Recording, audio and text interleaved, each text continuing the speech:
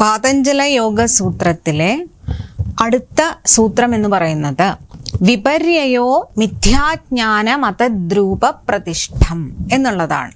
അതായത് ചിത്തവൃത്തികളെ പഠിപ്പിക്കുന്ന സമയത്ത് ആചാര്യൻ ഓരോന്നിനെയും കൃത്യമായി എന്തൊക്കെയാണ് ഇവ എന്ന് നമ്മളെ പഠിപ്പിക്കുകയാണ്.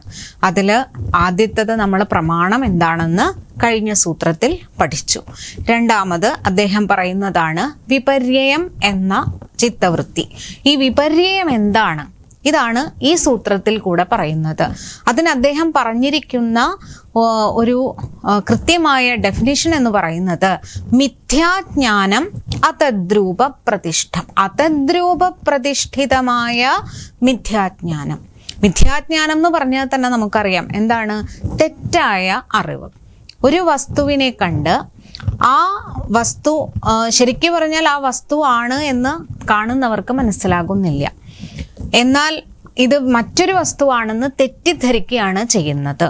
കൃത്യമായി എങ്ങനെയാണ് ഉദാഹരണം എന്ന് വെച്ചാൽ, ഒരു കയറ് കിടക്കുന്നത് കണ്ടിട്ട് ആ കയറാണ് അതെന്ന് മനസ്സിലാക്കാതെ അത് പാമ്പായിട്ട് തെറ്റിദ്ധരിക്കുകയാണ്.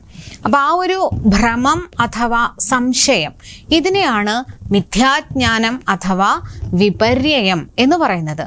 അതായത് ഒരു വസ്തുവിനെ ആ വസ്തു അല്ലാത്ത രീതിയിൽ, അത് ശരിയായ വസ്തു എന്താണോ അതാണെന്ന് മനസ്സിലാക്കാതെ മറ്റൊരു വസ്തുവായിട്ട് തെറ്റിദ്ധരിക്കുക. അതിനെയാണ് വിപര്യം എന്ന പേരിൽ ആചാര്യൻ പറയുന്നത്. അതാണ് വിപര്യഃ മിഥ്യാജ്ഞാനം അതദ്രൂപ പ്രതിഷ്ഠം. അതിൻ്റേതല്ലാത്ത രീതിയിൽ അതദ്രൂപ പ്രതിഷ്ഠം, അതിൻ്റെ ഏതൊരു വസ്തുവിൻ്റെയും ശരിയായ രൂപത്തെ മനസ്സിലാക്കാതെ അതിൽ ആ രൂപം മാത്രം വെച്ചുകൊണ്ട് മറ്റൊരു വസ്തുവായിട്ട് അതിനെ സങ്കല്പിക്കുകയാണ്. അതാണ് ഒരു കയറ് കിടക്കുമ്പോൾ അത് കയറാണെന്ന് മനസ്സിലാക്കാതെ പാമ്പായിട്ട് തെറ്റിദ്ധരിക്കുമ്പോൾ ഉണ്ടാകുന്ന അവസ്ഥ. ഈ ഒരു അവസ്ഥ മനസ്സിന് പലപ്പോഴും ചിത്തവൃത്തിയിൽ പലപ്പോഴും ഉണ്ടാകുന്നതാണ്. അപ്പോൾ ശരിയായ ജ്ഞാനത്തിന് പകരം മിഥ്യാജ്ഞാനം അഥവാ ഭ്രമം എന്നുള്ള അവസ്ഥയുണ്ടാകുന്നു. ആ ഒരു ചിത്തവൃത്തിക്ക് പറയുന്നതാണ് വിപര്യം എന്ന പേര്. അപ്പോൾ ഈ സൂത്രത്തിലൂടെ അദ്ദേഹം വിപര്യത്തെ പറഞ്ഞു തരുന്നു. അതാണ് വിപര്യയോ മിഥ്യാജ്ഞാനം അതദ്രൂപ പ്രതിഷ്ഠം എന്ന സൂത്രം.